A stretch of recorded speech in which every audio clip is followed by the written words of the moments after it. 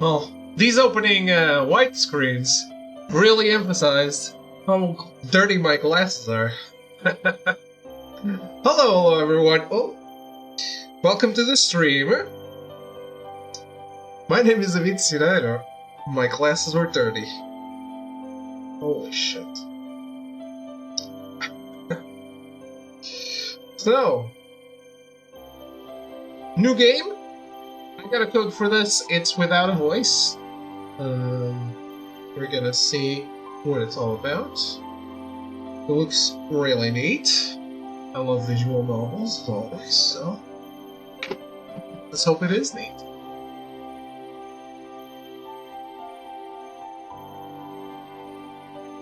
Hello, Cyan.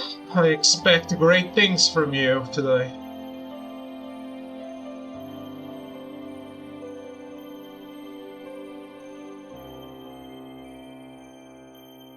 How was the weekend?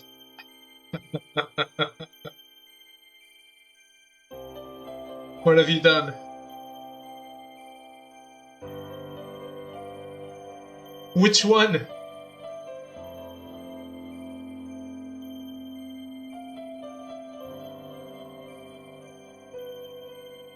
Which secret boss? Which super boss? The first? The second? Or the third? Okay, so the easiest one. Got it. Good luck.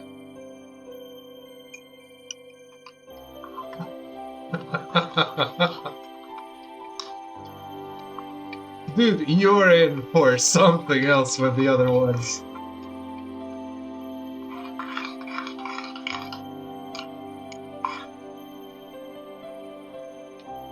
The hardest fight in the game is absolutely off the scale, something I've never seen in a turn-based RPG before.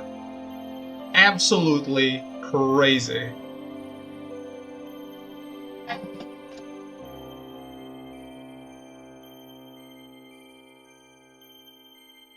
And that one, it really does feel like a Souls fight. I know, Throw can't hear this.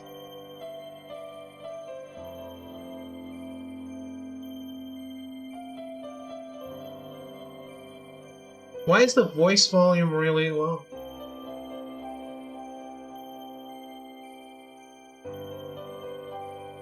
The default is no voice?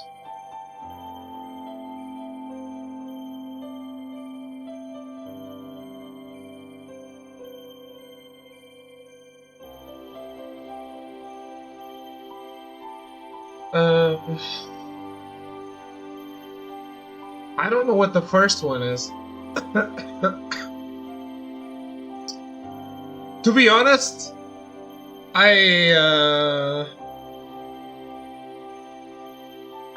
don't know if you can like skip the fight completely like that. Also, you have to make it to where those things, at least the second one is available. I don't want to cheese these boss fights.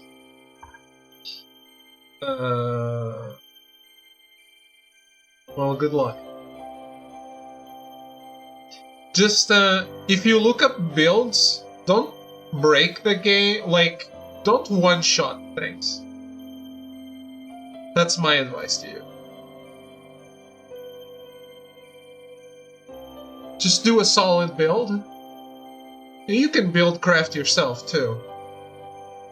But, just do a solid build, don't go for those things that, like, skip the fight. Hey Alex, how's it going?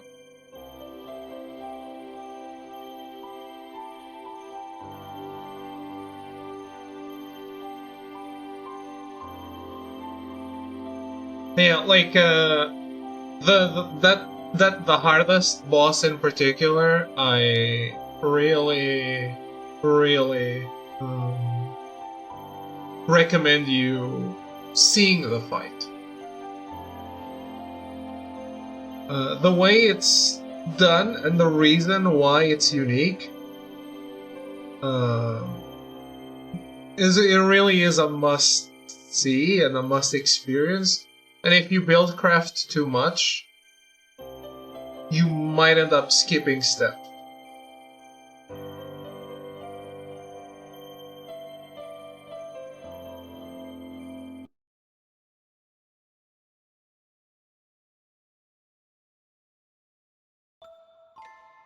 When cold, cruel destiny has thee within, thou may endeavor bravely, dear, to change thy path. But fate cares not which twisted road you choose to take. Your dance atop her palm, with airy choice you make.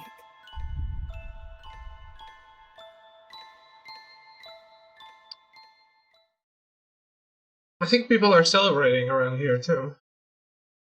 It was a morning like any other. The tragedy soon to unfold would affect so few people that time would swiftly forget it. For those involved, however, that morning was a maelstrom, drawing them each in closer and closer still. It all began innocently enough with a certain exiled princess in a terrible predicament. Oh dear, run out of firewood. Only I'd noticed yesterday. This has caught me quite unawares. The ex-princess in question was named Cassidy, and she was the eldest child of the kingdom of Veromir. What's that you say? You've never heard of Veromir? One shouldn't be surprised. This all happened long before the universe summoned you into existence. The next shipment isn't due for a little while yet. But I cannot wait. I won't be able to cook or do laundry without a fire. So long had the princess been living in this cottage alone that she's taken to talking to herself just to feel less lonely. Determined to gather some wood before sundown, Cassidy grabbed a hatchet and some linen and then quit the place. Once outside, she paused, considering for the umpteenth time whether it would be best for her to lock the door. No one will come in anyway. My brother's agents never enter. No one else travels this deep into the wood. Convincing herself so, Cassidy turned away and headed into the forest to begin her mission.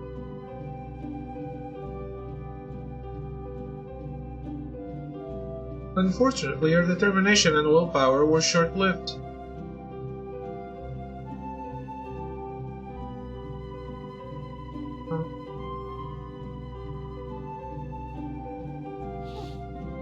As I thought, firewood isn't just lying on the ground just waiting to be picked up. Who would have thought? Though she brought the hatchet, she'd foolishly hoped she wouldn't have to use it. Faced with so many different types of trees, most of them quite large, she was unsure how to proceed. Now that I think about it, how much firewood do I usually use at once? The more I try to remember, the more addled I get. Perhaps I'll just subsist on fruits and fungus until the next crate arrives. So Cyan, did you not play a lot in the weekend, or did you, really have had many tries at it?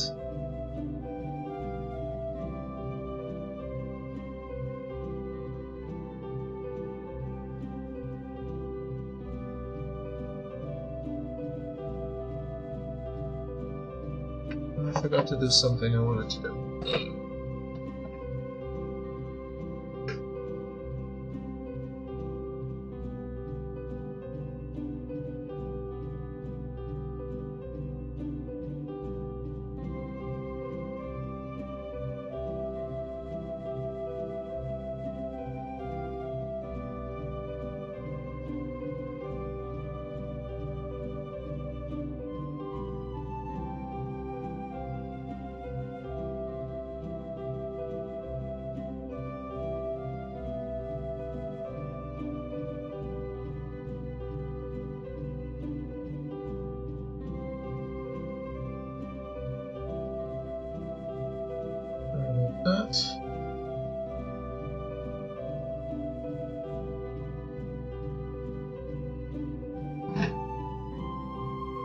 A timely stomach growl quickly puts a stop to such plans. Cassidy let out a sigh. For now, then, I shall return to my favorite place. It always brings me peace. It's weird that the default is voices off. That place holds some magic I've always felt. I'm sure I shall be able to think of something once I'm there. Her spirit restored, Cassidy hefted her linen satchel a little higher. It was not long until she would be comfortable again, she thought.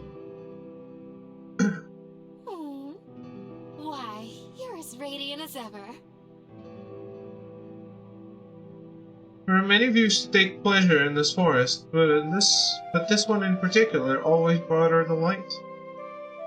Though she had lived here now for some seasons, the tree before her seemed never to change. I don't know much about Wisteria. Are they meant to stay in bloom year-round? Perhaps the winters here are mild.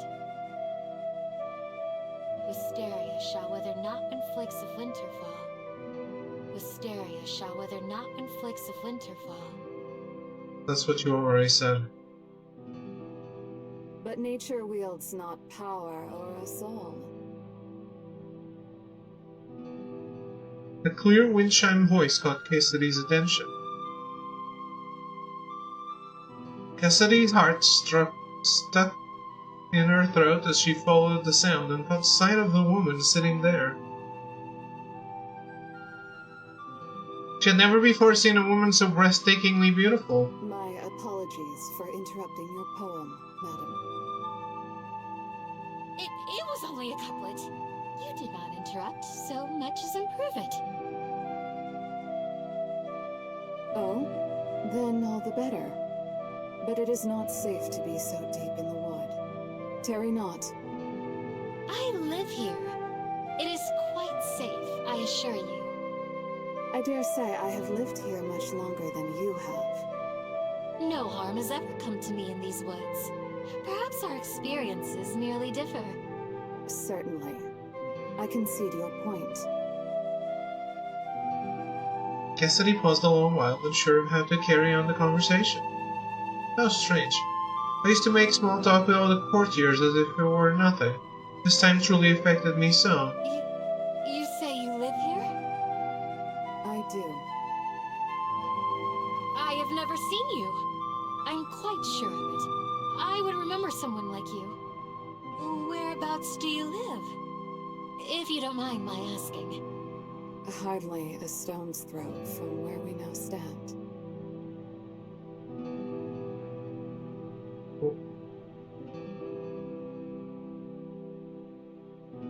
How can that be? I suppose she does not wish to expose where she lives to another stranger. That is reasonable. She seems to be quite on her guard. I envy your view of this lovely place. I wonder if there's a guide.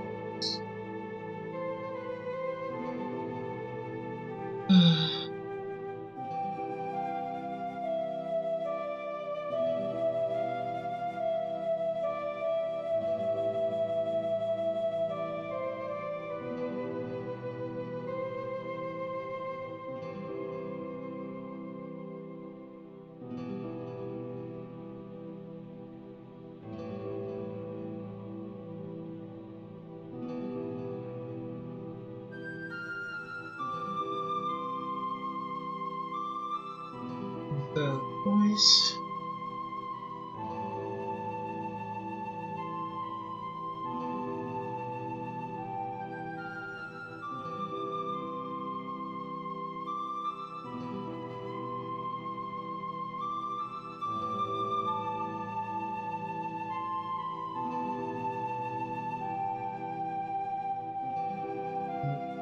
Trophy?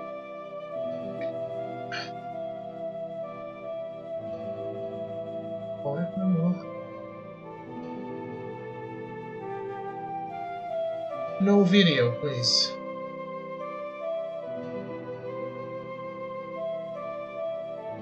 Achievement walkthrough, that'll do.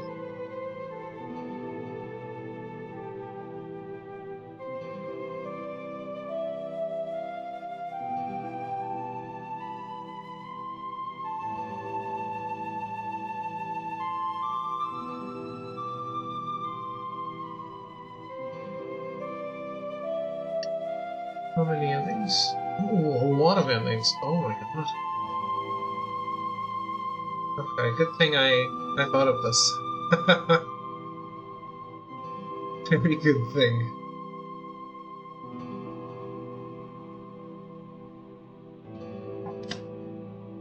Do not envy me. What could that mean? How droll. Oh, where are my manners? My name is Cassidy. I, too, live nearby. You may call me Elowen. Elowen. What a lovely name. Besides, I was already aware that you live nearby. What? How?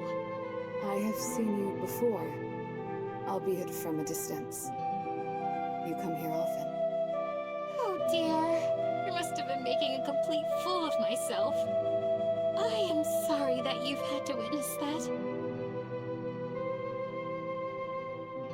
Cassidy thought back to all the complaining she'd done under this tree, and all the times she'd sullied herself trying to gather fruit.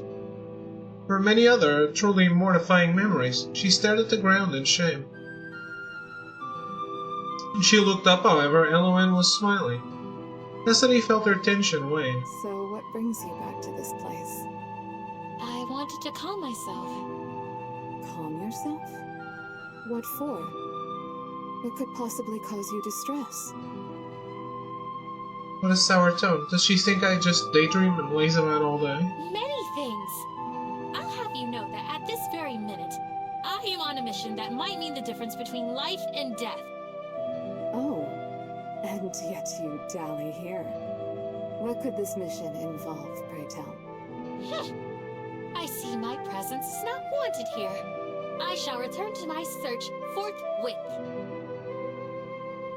Just as she was about to turn away and leave Elowen and the wisteria tree behind, Cassidy heard Elowen laugh softly. It was a bewitching sound. I see I have offended milady. No offense was meant, I can assure. Really?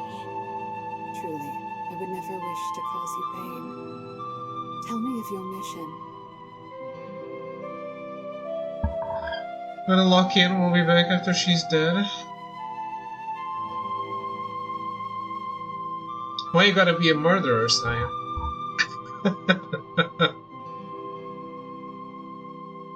Alright, good luck. I have run out of firewood. Upon hearing this, Elowen stood up and dusted herself off. Allow me to be of service. Oh no, I couldn't possibly impose. Please. This tree suffers so much every time you shed your tears and frustration upon it.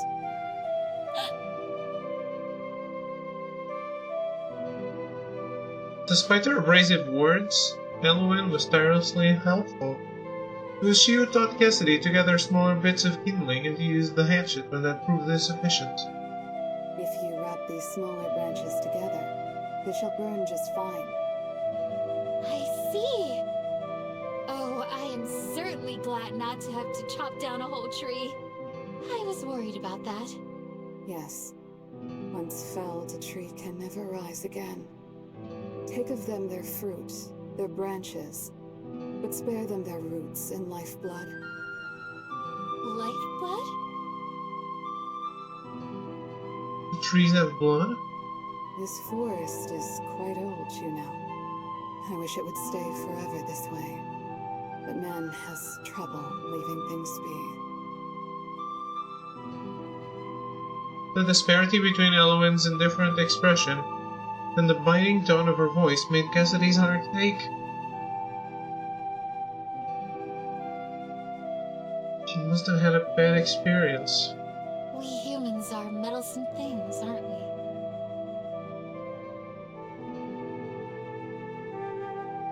Perhaps I'm making too light of her feelings. I thought that was rather an intelligent thing to say. You truly love this forest. Yes. In fact, I feel that I am part of it, and it is part of me. How beautiful. The two continued through the forests, gathering wood and passing the time with easy conversation. As they walked leisurely, the sun began to sink.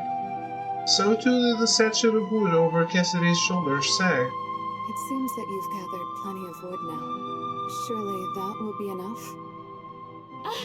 You're right.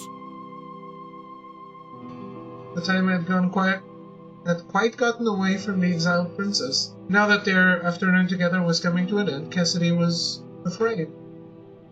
Afraid and hopeful, which was perhaps more dangerous still. Then, Excuse me, Miss Elowen? yes. Might I... That is, might we meet again?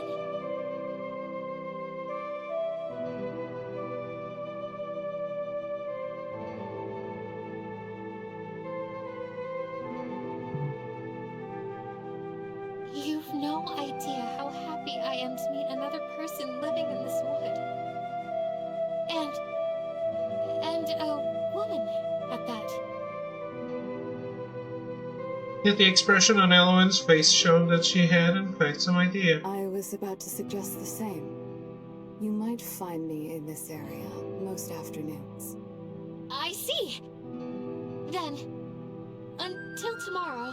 Would that we meet so soon, my lady. With that, Elowen bowed and left. Her steps make almost no sound. What a graceful woman. Not just beautiful, but elegant and smart. As she walked back to her cottage, so filled with thoughts of Elowen was her head, that Cassidy forgot all about her fatigue and the weight of her burden. She certainly is opinionated, but she must have so much more experience living independently than I. I hope I am not a bother to her. And with that, the once princess returned home, blissfully unaware of the roots that were at this very moment grabbing hold of her heels and pulling her beneath.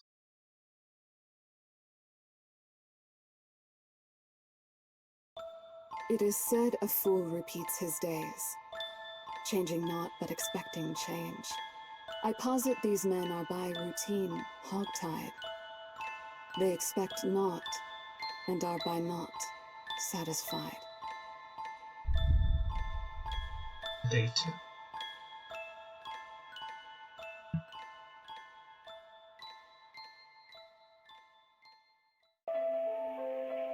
There is a sort of melancholy one feels when closing a book for the final time, feeling its last words wash over you as you leave its world and return to your own life.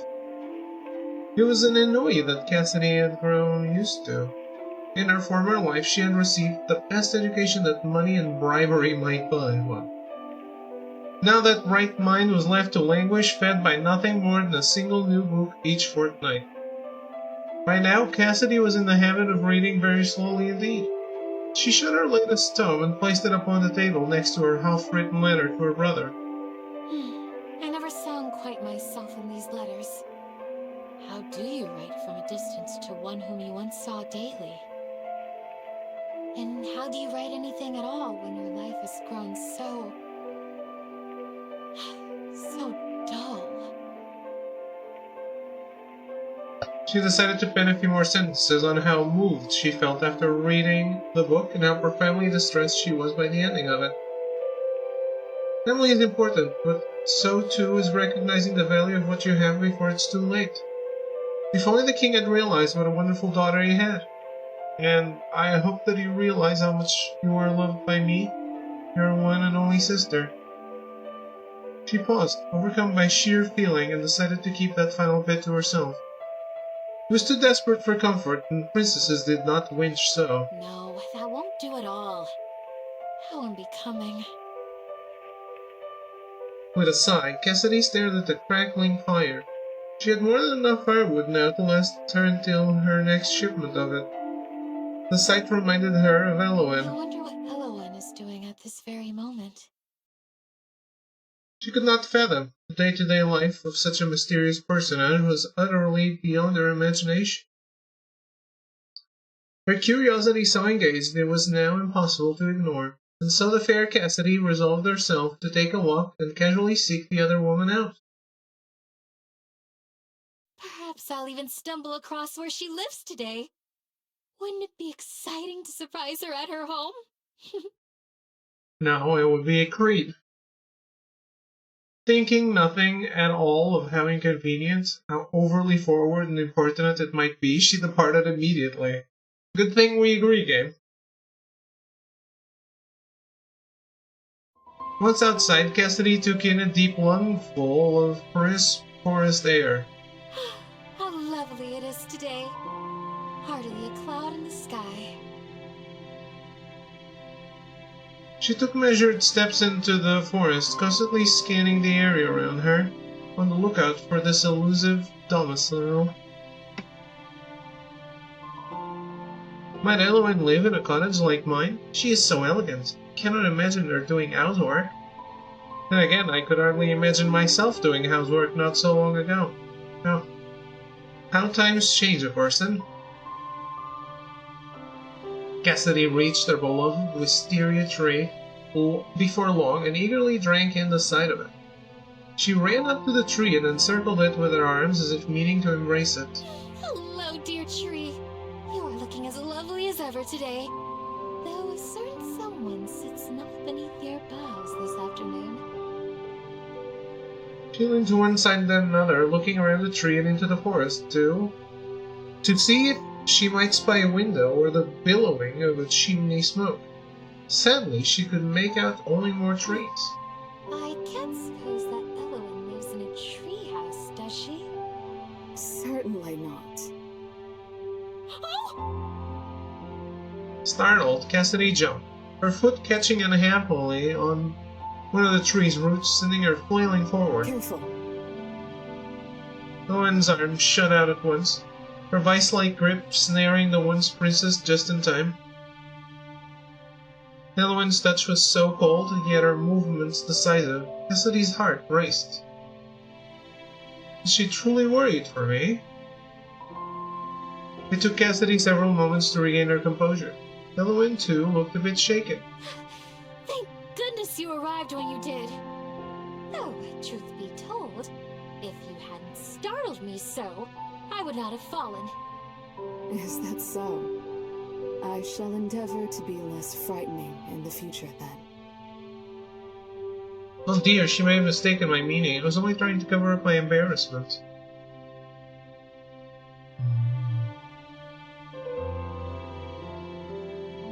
I can't say during the choices.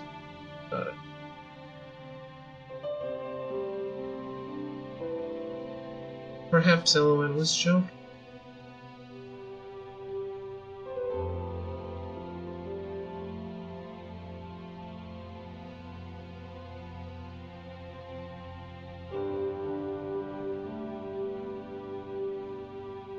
On second thought, was that perhaps a joke? You look much better with a smile. As do you. Still, how curious it is for us to be meeting here again. You come here often. I live nearby. What is curious about it? I'm merely saying that it is serendipitous. It must be fate. Fate has nothing to do with it, I assure you. But it's so much more romantic to think of it as fate. Or the other one is a creep. Or they both are creeps. I can think of nothing less romantic than fate. Hmm? Perhaps this is something not yet possible for you to understand. Who could know?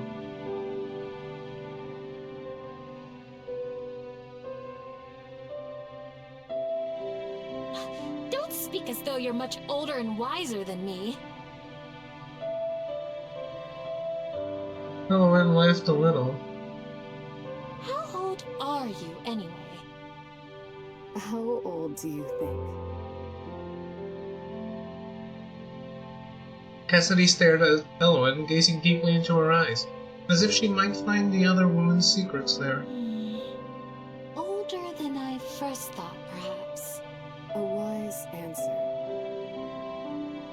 Elowen tipped her head slightly, the motion seeming to indicate a desire to walk on. Cassidy was only too happy to comply. Together the two women strolled.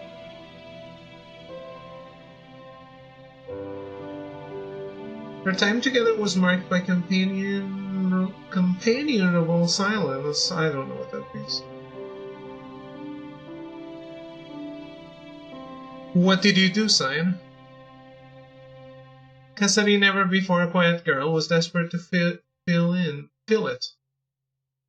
But what conversation might pique Elwyn's interest was unclear. She peered shyly at Elwyn's face in profile. So striking and novel did it seem. She has the hair of an aristocrat.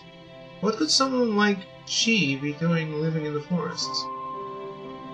And again, am I not in the same position? Perhaps it's something she finds difficult to speak of.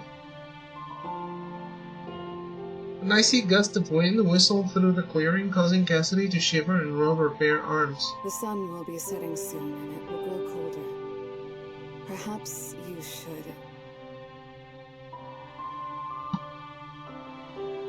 It was then that the question Cassidy had been ruminating on over all afternoon burst forth. Would you like to come to my cottage? Elwyn appeared quite overcome. Is that wise? Whatever do you mean? How can you extend such an invitation to one such as me, whom you hardly know? You are entirely too trusting. I'm surprised at you. Two solitary women ought to stick together out in these wilds. Besides, who else have I to invite? That is, I sometimes feel quite lonely out here. Don't you? Elwyn turned her head slightly and gazed into the forest behind them, as if peering at something only she could see. Loneliness, then. I see.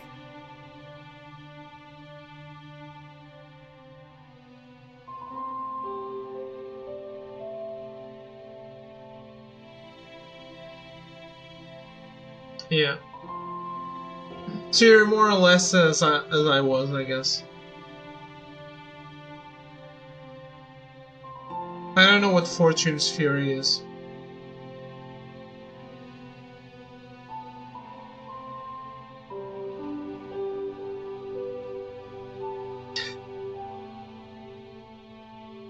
But I'm assuming that's a CL thing. Who I wasn't using. Very well. I will take you up on your offer. Though puzzled by Elwyn's hesitation, Cassidy was overjoyed that her invitation had been accepted. There was a spring in her step as she led the other woman to her home.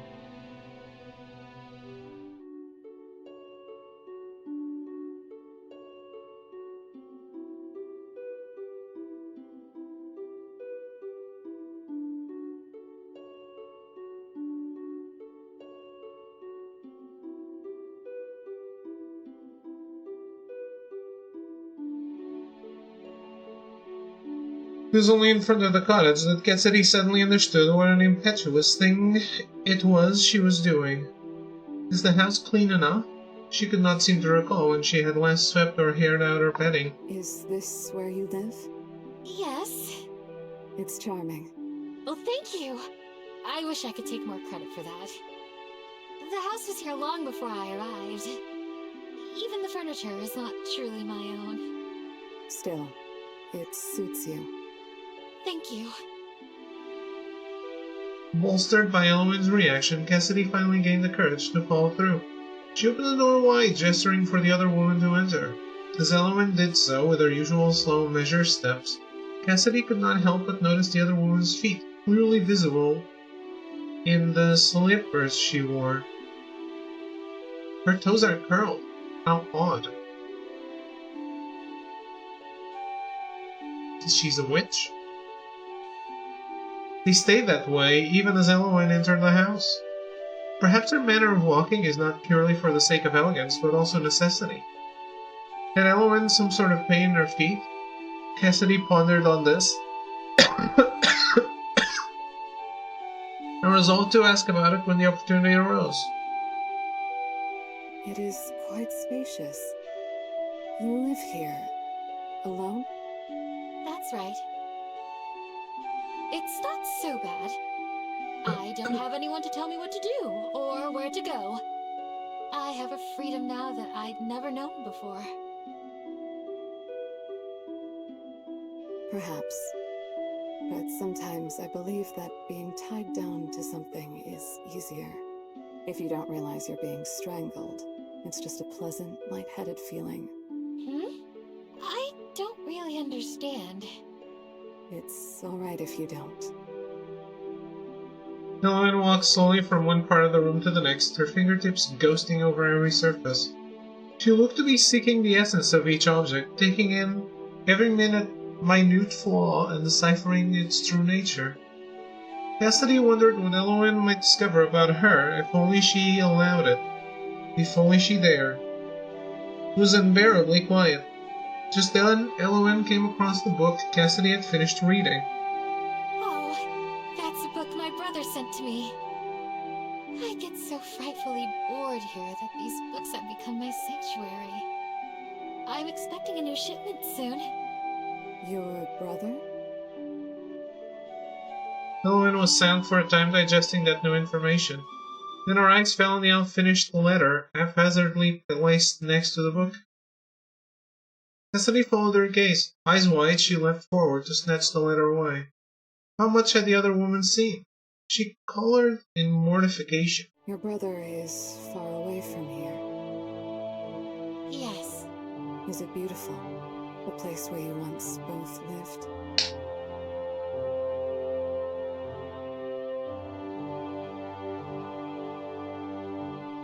I have not once seen its equal.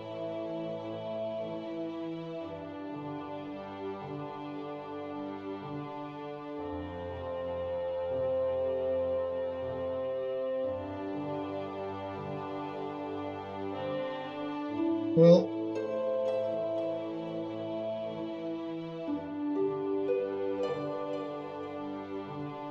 More beautiful than this cottage prison of yours? Cassidy could not hide her surprise at Elowen's poisonous choice of words, nor could she hide her sudden tears.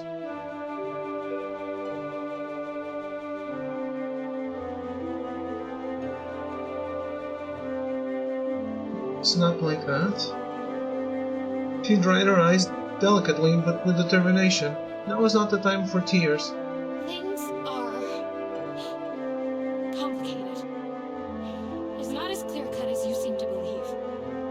Undoubtedly. The affairs of men oft are. However, all that I need to know is that he is there, and you are here. That he is responsible for that difference can be inferred quite easily.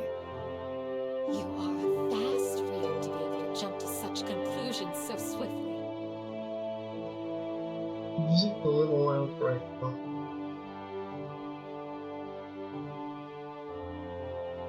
I am not unhappy here, Elowen. Can you say that, truly? With an unclouded heart?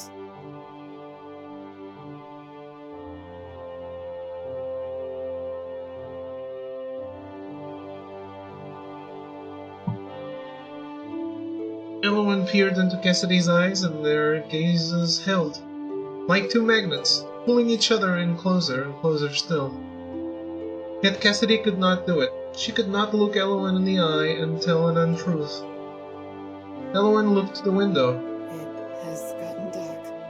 Oh my! How rude of me. I have not offered you tea or any refreshment. Do not trouble yourself on my account. I must away. I do not mean to impose for so long. Oh, you are hardly an imposition. You are kind. And good. Cassidy's face lit up. Kind and good things do not survive long in a world such as ours. Just as quickly as it had come, the sudden rush of the light left her. Bowing her head, the other woman was out the door and gone, leaving hurt and confusion in her wake. When she looked out the window to glimpse the same view that Elowen had just beheld, what Cassidy saw before her was but a bleak uncertainty. Without wisdom or experience, storms shall ill-weathered be. But when you are nearby, dear one. No storms can bother me. Day 3.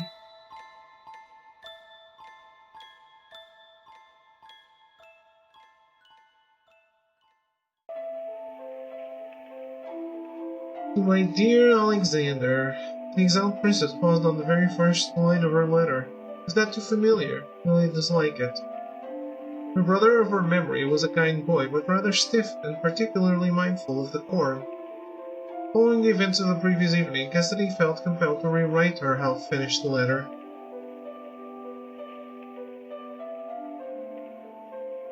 Not that Alexander would care.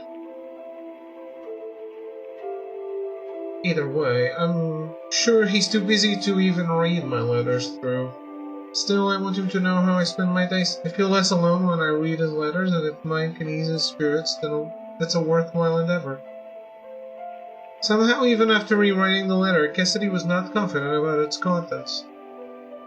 Is this interesting enough? She had not talked much of Elowen, nor not wanting to confuse her brother with tale of a woman she had never met. In fact, upon a quick reread, she realized she had not mentioned Elowen in her letter at all. It's better this way, I think. When Cassidy looked out the window, she realized the sun had started to set. Oh dear. Was I revising for so long? Silly me. She folded up her letter and placed it in an envelope, sealing it with the royal wax seal she was given. She stood and stretched her arms above her head. I have hardly moved all day. That is no good. Cassidy walked to the front of the cottage, where she normally left her letters halfway beneath the door for an agent to collect. She had just stuffed her letter under the door when Princess? Cassidy's blood ran cold for a moment. Yet she soon realized it was addressing her and relaxed. You surprised me, Elowen. She spoke to the other woman through the half-open window at the front of the cottage. I am no princess, you know. Is that so? You seem like one to me. Cassidy was not sure how to respond to that sentiment. If I casually let slip that I was a princess, I did not realize that I still behaved in the manner of one. Lifelong habits cannot so soon be discarded, it seems. There is an envelope under the door. Oh, yes. Do leave it there. It's outgoing. Outgoing? Ellen paused for a long while, but said no more on the subject. May I come in? Oh, of course. I'm so sorry. I should have invited you sooner. I was so taken aback, you see. I did not mean to surprise you so. It's all right. A happy surprise. I am so glad to see you. She opened the door and ushered Elowen inside. This time Cassidy did not forget her manners. She quickly flew into the kitchen to make her guests some tea and pulled out the crackers she'd set aside for such an occasion. Elowen politely sipped the tea but did not touch the crackers.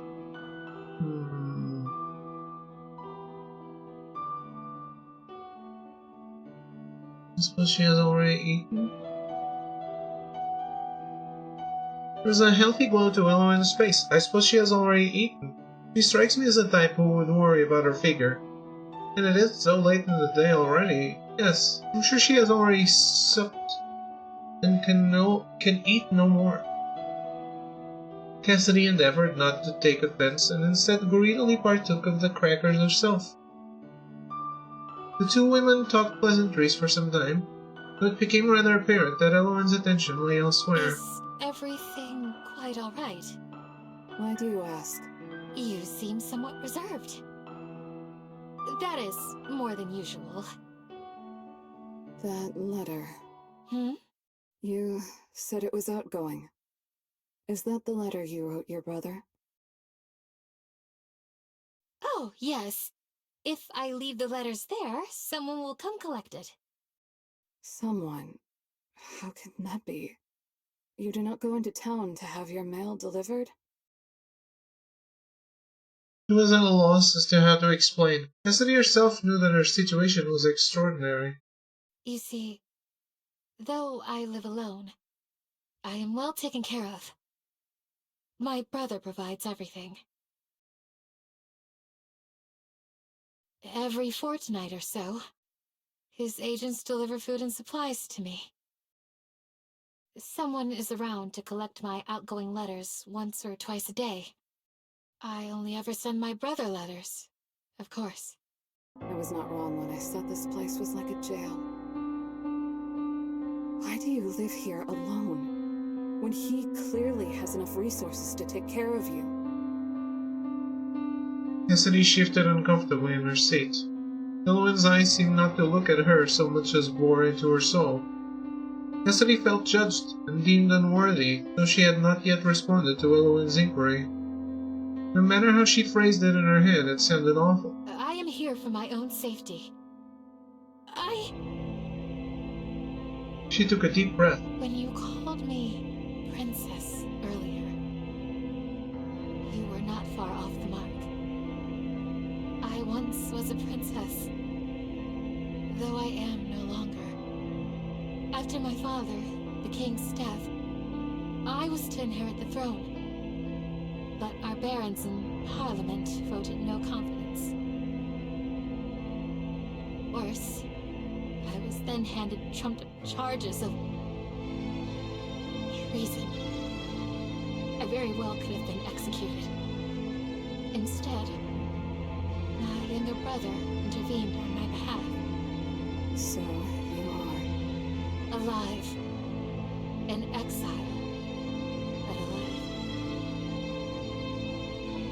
The former princess surprised herself at the depth of her own feelings, at the desperation with which she tried to convince especially herself that this was for the best.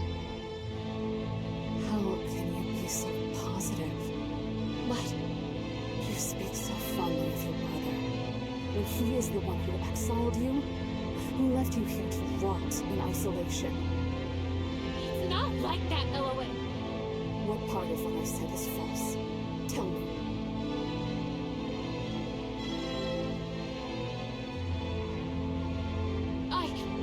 It's not that simple. It is not Alexander's fault.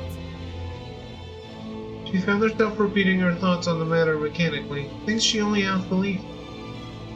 She had said all these things before. It seemed she no more believed them now. As a result of your dear Alexander's intervention, you were exiled, were you not? Who's to say he was not responsible for the unfavorable vote in the first place? Why would he do that? What would he have to gain? I know that it seems unfair, but I have come to terms with it. Matters of court are never black and white. I am lucky to have left the castle with my life. I've previously stated my belief that you are kind and good. I have now revised my opinion. You are a blind fool. As I am mute, you are blind. Altogether too blind to the selfish ways of the world. What is your meaning? It is nothing. Believe in your brother all you wish, but you cannot deny that there is a truth to what I've said. Elowen rose from her seat in one swift movement, then headed for the door. Good night, Princess. I am princess no longer. Mock me not, I beg you. Just like that, she was gone, disappeared into the dark. Cassidy wrapped her arms around her torso, hugging herself for comfort in the wake of Elowen's sudden, indignant anger. Feeling comfort none, the former princess squeezed her eyes shut. Oh, Elowen, why?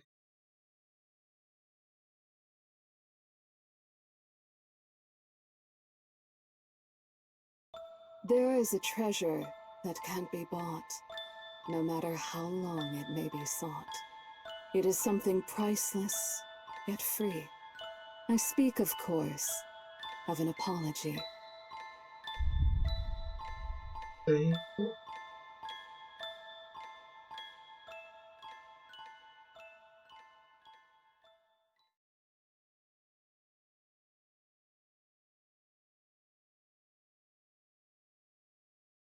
After a restless sleep, Cassidy awoke to the sun's harsh rays.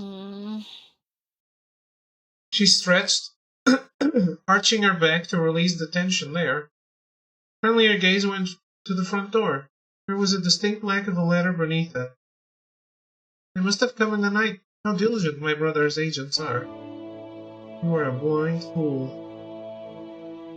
All at once, the memories of her argument with Elowen nearly knocked the wind out of her. I cannot believe I divulged such secrets to someone I barely know.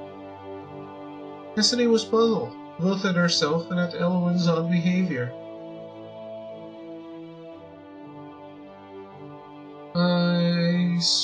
I'm sure she had her reasons. Elowen appeared so upset. I wonder if she experienced something similar. Perhaps my blind optimism reminded her too much of it. I'm sure she is only worried for me. I seem to inspire that breed of pity in others.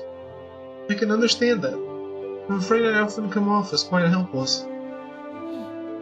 I must ask her about her own life. We know so little about each other. It's no wonder she would react that way. One can only draw conclusions based on what one already knows. Presently there was a knock at the door. Given how long it had been since their last shipment, as well as the fact that Elowen was far more likely to announce her presence with words, Cassidy could draw but one conclusion. She waited nearly 10 minutes before opening the door. It was protocol. She knew not who her brother sent, and it was unclear whether they knew whom they were delivering to. The royal family of Veromir had a distinctive look to them. It would not do for too many people to know who she was, or that a former princess dwelled here. When she finally allowed herself to open the door, she found a large wooden crate, not unlike the previous ones. Sitting atop the crate's contents was a sealed envelope. Cassidy instantly recognized the severe cursive.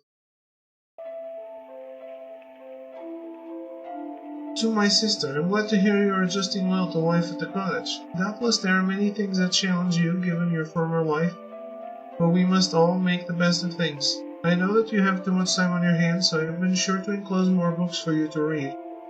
You may one day be called upon to marry well for the advantage of king and country. As such, it is of the utmost importance that you keep your mind sharp and your hands idle. The last part seemed to have been written later, as the script looked significantly different. Think of you often. I worry about you more often still. Be safe in the forest and keep to yourself, though I know that it's difficult for you. Please await my next letter. I remain your loyal brother.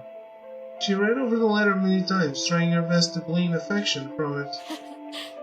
Alexander has always been a little awkward. I'm sure the last bit was added with some reluctance, after one of his advisors chastised him for the content of his letter. She smiled and ran her fingertips along the part that read, I think of you often. But then she remembered the sentence about marriage. How thoughtful. I'm sure that Alexander does not wish me to live the rest of my life here. How thoughtful of him to find some way for me to escape exile. Even if it is through a political marriage, I must say I'm not very excited at the prospect.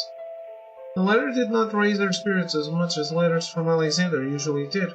The implication of it weighed on her. Of course I must be useful to the kingdom somehow. Why else would I be alive? If I can be of use, even as a disgraced princess. Cassidy sighed. She could not finish that thought. All of a sudden, Cassidy wanted nothing but to see Elowen again. I will seek her out. I must. The other woman's presence would certainly be a salve from her current mood. That was her reasoning, and she swiftly acted upon it. Cassidy set the crate away inside the cottage and then set out. After a long, fruitless walk about the forest, she arrived in front of the wisteria tree. Elowen. Princess? I am no longer a princess. Just because you no longer live in a castle does not mean that you are no longer a princess. Cassidy was reminded of the word marriage once again. Elowen was right. She was still considered a princess, insofar as a princess could be useful. as a long silence passed between them. Both were conscious, no doubt, of the argument that had transpired between them, an argument they had not yet resolved. I am sorry. Eloine's eyes widened almost imperceptibly, but Cassidy, staring into the other woman's face as she was, took note. I should not have burdened you with my circumstances to begin with. But you were only worried for me. I should have been more sensitive in my explanation. No. Cassidy was struck by the sight of Eloine's soft smile as she laughed. The former princess's heart fluttered, and her brother's letter was promptly forgotten. It is nothing. It would seem that I, too, am quite the fool. The air duzzily cleared, the two women were able to enjoy the rest of their day together. They whiled the time away in companionable satisfaction. That night Cassidy drifted off to sleep with a full heart. The strings of love are oft unseen. Though wrapped around you, they may be. When tied fast, none can come between, nor challenge humble fate's decree. Day 5.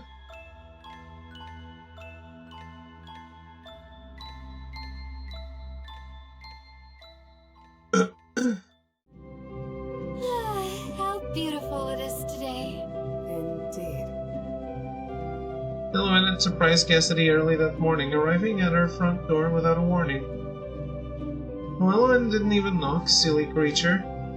I wondered if she would have left if I hadn't seen her and opened the door.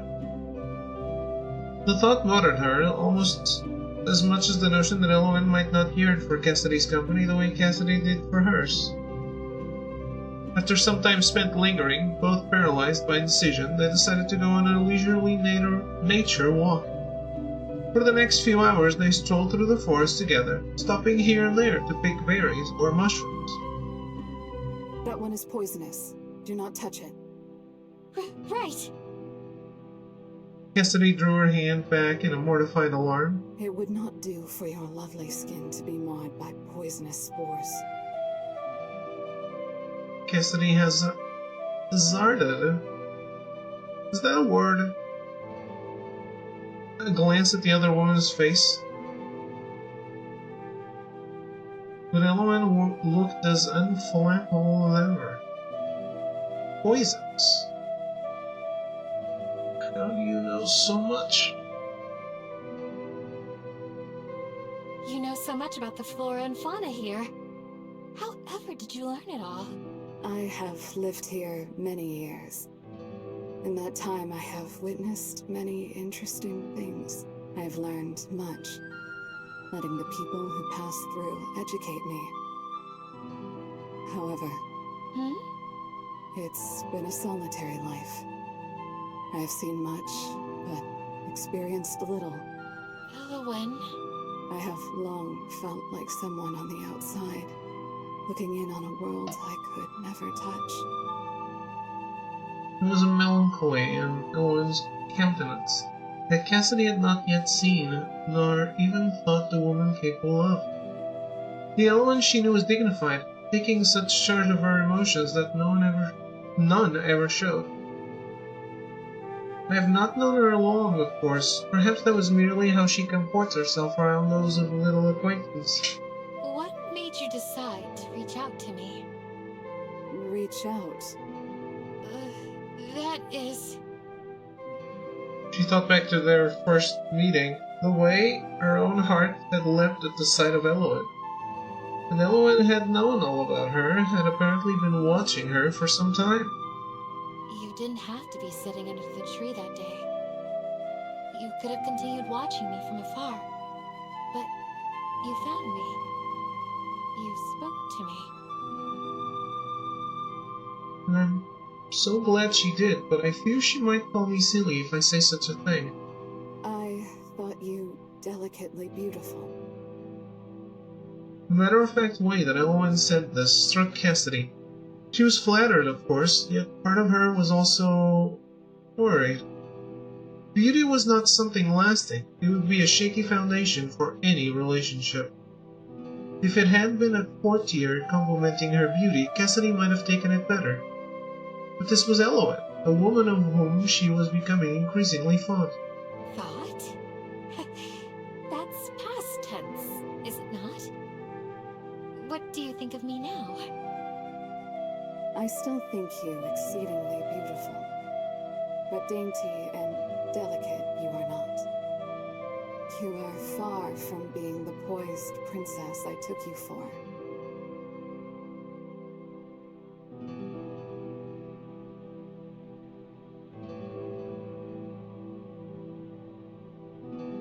Cassidy winced at her, and her mouth formed a little pout as she turned her eyes to the ground. As I thought, it is to be expected. Someone so graceful as Eloin would of course find me lacking. You are not what I expected, but I believe that might be for the better. Slowly Cassidy tilted her face up, her eyes growing large with disbelief. For the better? You are always exceeding my expectations. I wonder if the other people I allowed to come and go would have as well, had I let them so near. Well, Hmm? it may be selfish of me, but I'm truly happy you let the others go. I'm glad that I'm the only person you allowed close. I'm sorry, that makes me sound so ugly. No. No uglier than I. Suddenly, in Cassidy's eyes, Eloin looked so very haggard. She peered through the polished veneer and saw a woman who was tired and hungry. Oh. Are you alright? In a blink, Eloin appeared to be the same as always. I am fine. Even so, Cassidy could not shake the feeling that something was off. Are you quite sure? You seem tired. Eloin was silent for a long while. Yes. Perhaps. Perhaps I am tired. Forgive me. I am not used to the midday sun. It occurred to Cassidy then that she had never seen Eloin in the morning before. Could she be something of a night owl? I hadn't supposed it. And here I invited her to walk with me underneath the full blaze of the sun.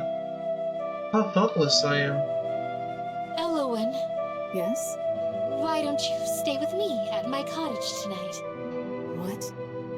Well, I am worried about you.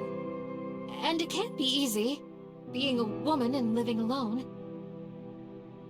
She knew this best of all. I would be much more at ease if you would come with me tonight. Let us break bread together and while away the night in comfort.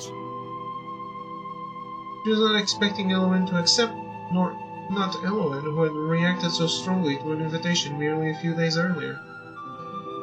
Okay, when are they going to fuck? Who could know? And yet... Alright. Really? You going for the tower next time? Would it be better if I returned to my home? No. I was just worried that you would not accept. Nice. I can't wait to read what you think of the final boss in the tower. I realize that's not very dainty to be so forward. At this, Eloin finally smiled. Cassidy's heart felt akin to an acrobat at the sight, doing backflips and pirouettes in joy. It would be my honor to accompany you. It may do us both some good. As ever, Cassidy was far too excited to hear the latter. Looking forward to a night with her new favorite person, she had already changed course and started along the path home. Cassidy closed the front door behind them and went to the kitchen to put away the plants they had gathered. Is there anything I can help with? Oh, leave it to me. Just have a seat and rest. You really do look tired. All right. While she put her affairs in order in the kitchen, Cassidy couldn't help but think back to the things Elowen said. She said that she likes me the way that I am. That's so kind. She felt a deep sense of warmth and satisfaction, the likes of which she had not felt in a long time. Cassidy returned to the living room a short while later, 2 cups of tea in hand. Oh! She found Elowen asleep, slumped on the divan. Poor thing, she must have been exhausted. There was a loose strand of hair in front of Elowen's face. Cassidy reached down and tucked behind her hair. She looks so innocent when she's asleep. Chuckling to herself, Cassidy let Elowen rest and passed some quiet time reading by the other woman's side. Night soon fell and the pair supped together. Elowen doesn't eat very much, no wonder she's so thin. Elowen, unaware of being observed so directly, delicately sipped a glass Are of you water. full? I am satisfied. Oh, you eat so little. I'm worried for your health. I eat enough. I do not like doing anything in excess. I see. Her tone left no room for argument. After dinner, Cassidy cleared the plates and things away and began to get the room ready for sleep. The cottage was not large. Her parlor had to double as her bedroom out of necessity. It was all well and good for a single person, but now that another had been added, Cassidy became acutely aware of the lack of space. There's only one bed. Just the way Cyan wished. I do not mind sleeping on the divan. I already did earlier. Once again, I'm sorry that I didn't wake you up. You just looked so at peace. I could not bear to wake you. I'm embarrassed to have allowed you to see me in such a state. I only fear... No, it is nothing. I will gladly sleep on the divan or the ground. I am not choosy. Oh, that won't do at all. You're a guest. Cassidy gulped. Truth be told, she had one other, much more preferable arrangement in mind. We could share a bed. There's room enough for 2. Well, I notice you do not offer to sleep on the divan. struck by her own lack of graciousness, Cassidy bit her lip, cowed into silence. I am only teasing. If you do not mind being so snug, I will be happy to share the space with you. Oh, nothing would please me more than to be close to you. I mean, yes, wonderful. I shall fetch another pillow then. She flew out of the room to retrieve a spare pillow from the closet, face burning with embarrassment. Do you have enough space? You're not too cramped. I thought there was room for 2. This doesn't look like there's room for 2. I am fine. Truth be told, I do not mind the proximity. There was a faraway look in Elowen's eyes. I've been alone for so long. Until you came. How did you come to live here in the forest? Where is your family?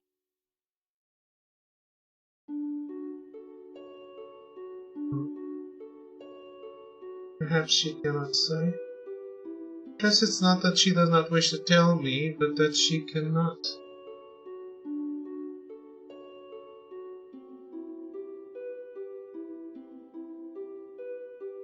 She may have some circumstances that prevent her from speaking on the subject.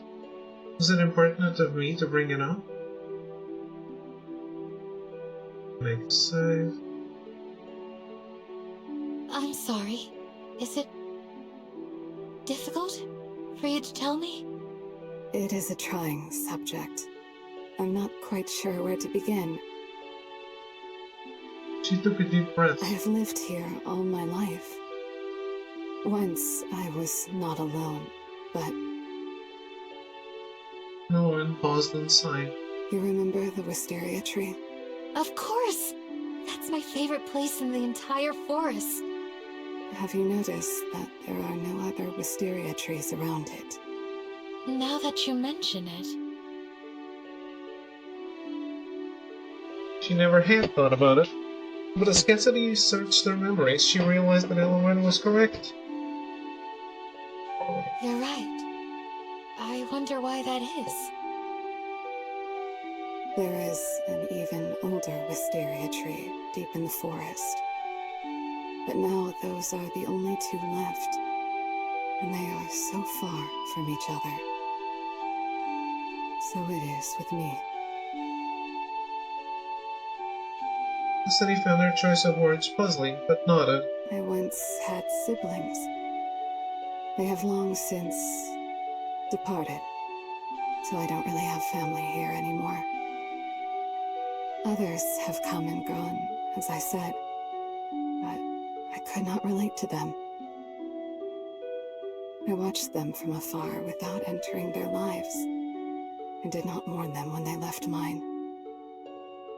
And so, the years went by. You'll never be alone again. Elowen's eyes widened. Cassidy thought she might start crying, but she only smiled sadly. I see. Cassidy snuggled just a little bit closer to the other woman, as if to show meaning through actions where words might fail. Guess the game knows what people want.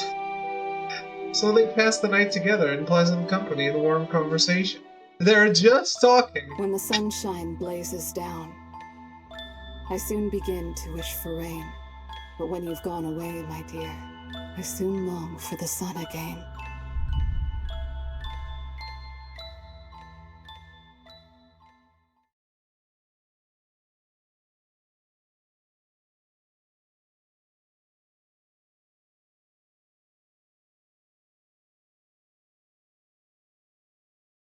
Cassidy awoke alone with a cold space beside her.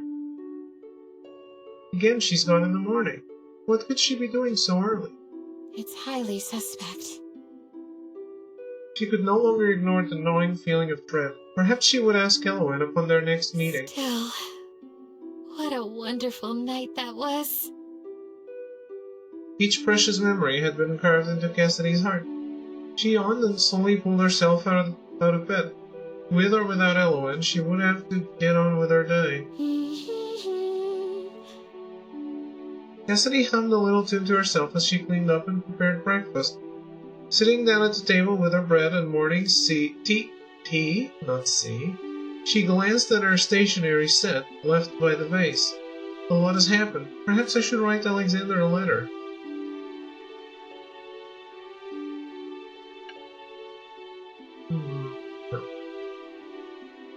She shook her head. What have I done? Oh, fuck.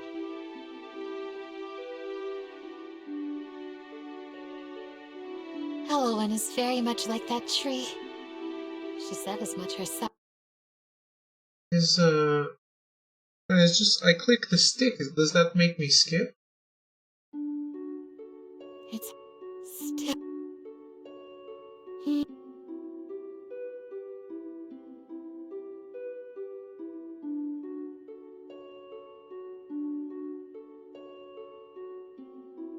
That's not on the list of commands. She shook her head. That can wait. I'm more worried about what Elowen is up to now. While always lonesome before, the former princess's life now felt so much emptier without Elowen's presence. She should be accustomed to such solitude. She could barely concentrate on her usual chores. To think that a few days could change a person so. Lull in her activities, Cassidy's gaze went to the window. Deep in the forest, her beloved wisteria tree stood. She could see it so clearly in her mind's eye. I wonder if she's there. I wonder if she is there now, somewhere in the forest. She passed the rest of the day peacefully, but with a sense of unease.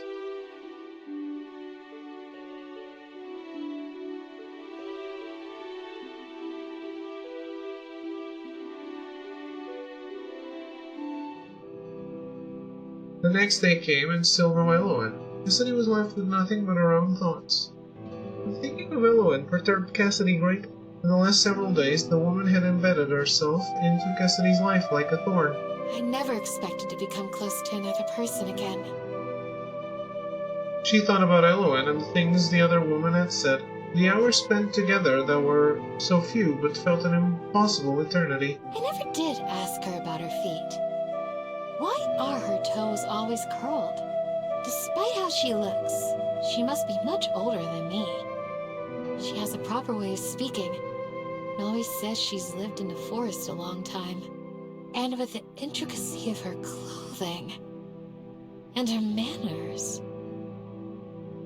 Something did not quite add up. Elowen did not seem to like people much. Certainly it did not seem her presence in the wood, despite how long it had been, was known to many. Alexander most probably would not have sent me here if it was known that a beautiful woman was living alone in this very wood. Where did Elowen come from? Why was she alone? She still had no satisfactory answer. Thinking it all over, Elowen is strange.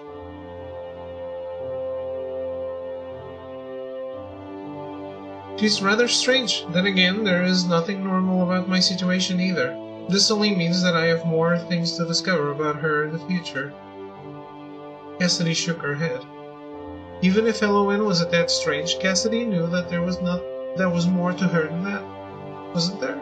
She is capable of joking, though she does not do it often. Her smile is so precious. She can be blunt, perhaps, but I believe she means well. I care deeply for her, and she... Remembering the last several days,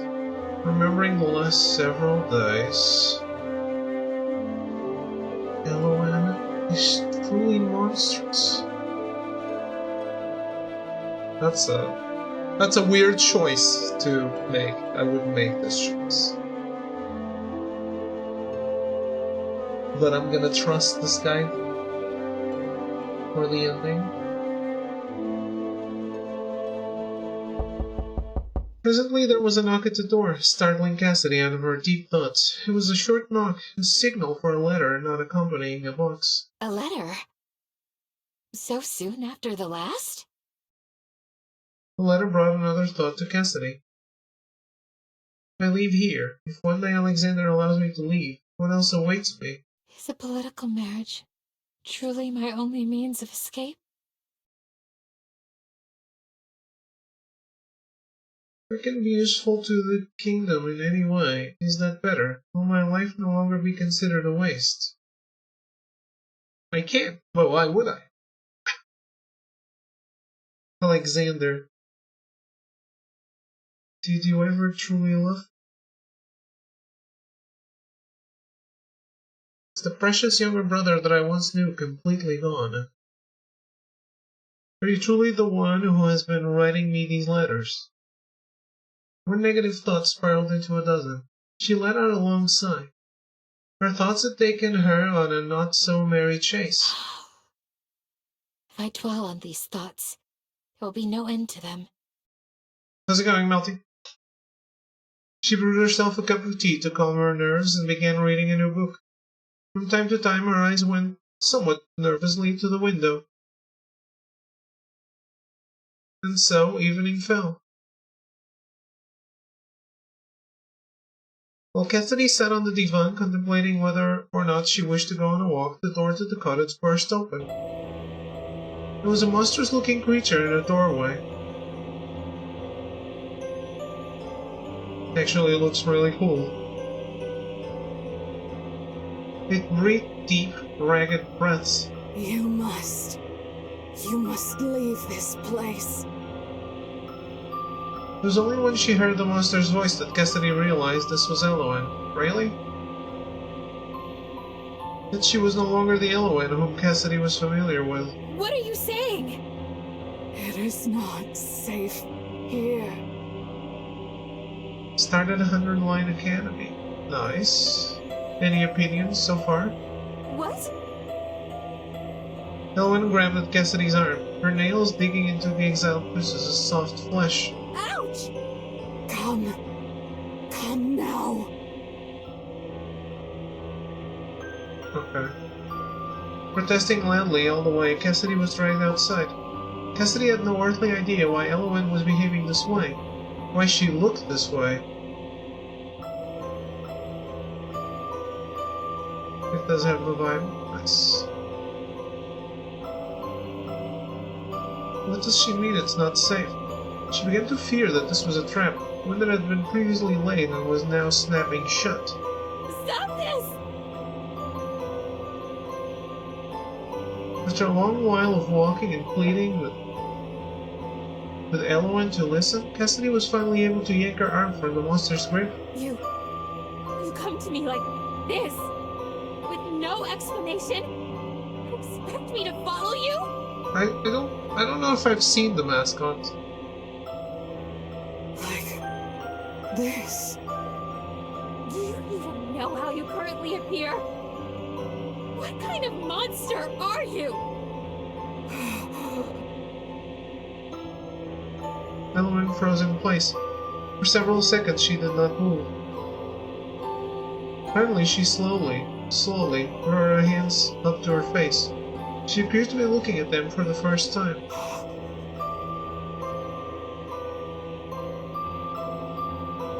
So you find me disgusting, do you? Monstrous. Cassidy quickly regretted her rash words. She should not have said it like that. It was not very regal of me. Perhaps there's an explanation for all this. Yet when her gaze drifted to Elowen's countenance, she could feel nothing but revulsion. Their eyes met. Cassidy recoiled in disgust. Suddenly Elowen began to shake. They're not ultimates, so they're just specific nerds of a specific thing.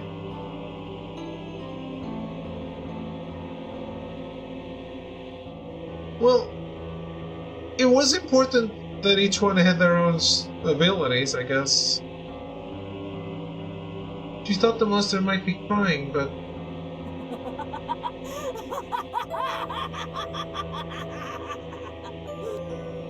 Elowen was laughing hysterically. She doubled over, clutching her sides as she laughed and laughed. Then she looked up once more and met Cassidy's gaze. Her faint gaiety ceased immediately. What a fool I was to think that you could understand me. Cassidy felt a stabbing pain in her abdomen. It burned. It was agony. She turned her gaze downward and saw that Elowen had impaled her with her arm, now somehow sharp as a blade. Holy shit. That you could love me. I was right, she's crying. Cassidy's heart still beat for a short while after that. She was dimly aware of something clawing, rummaging through her entrails. She was dimly aware of the sound of something eating. Where is her heart? She said I must devour it to be free. I beg you, Mother! Release me!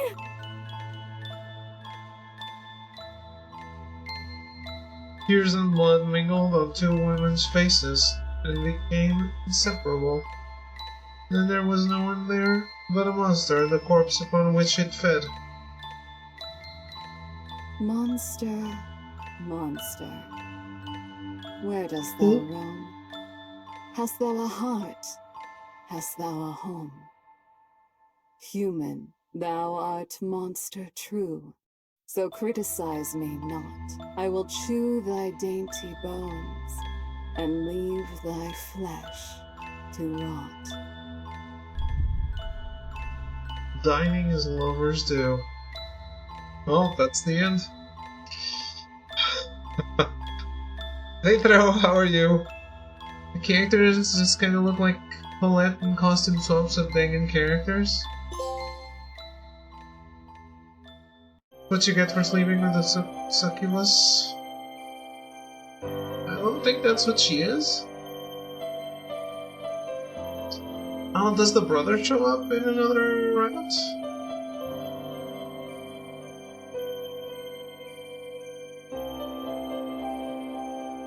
Well,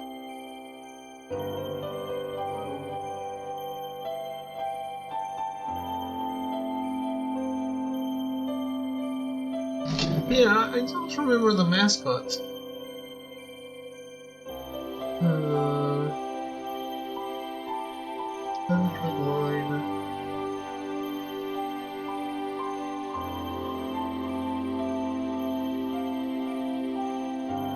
Ah, it's the little ghost guy.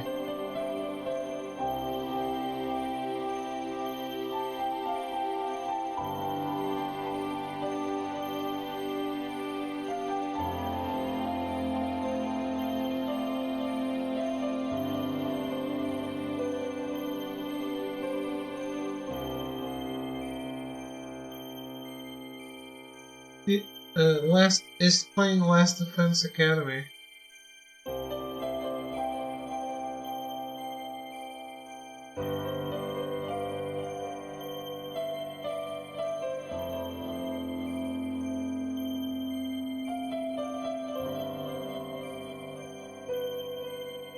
Well,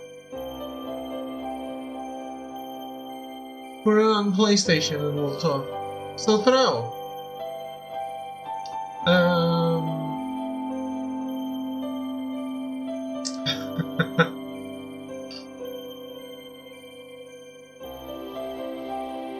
Thro, we're squatting up. I'm letting you know right now.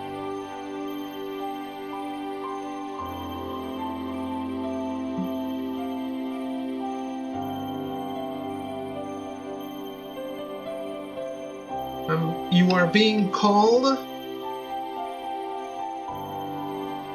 You are being called upon because I need to escape, and you must give me the directions, just like you did before.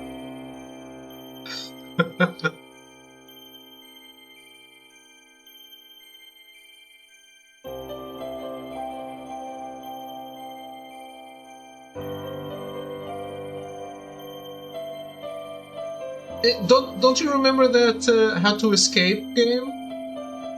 In which you used an app, and I had the game, and you had to walk me through some things, and I had to tell you what I was seeing in the game?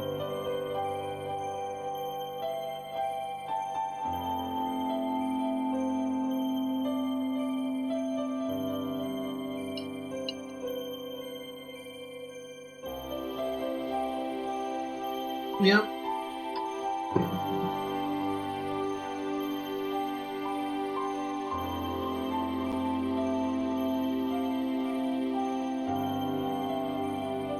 I became, but I have no time right now. I need to finish gooning before I strand.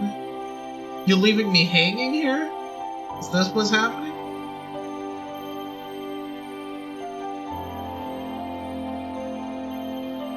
I'm not saying it's right now, but...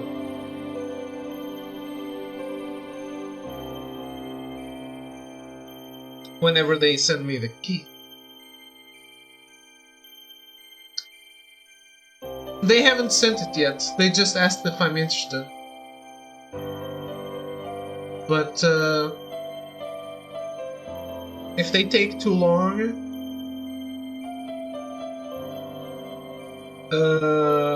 we can finish that stranding too first. Anyway, I beat this with one ending, so we're changing games. I'll be right back.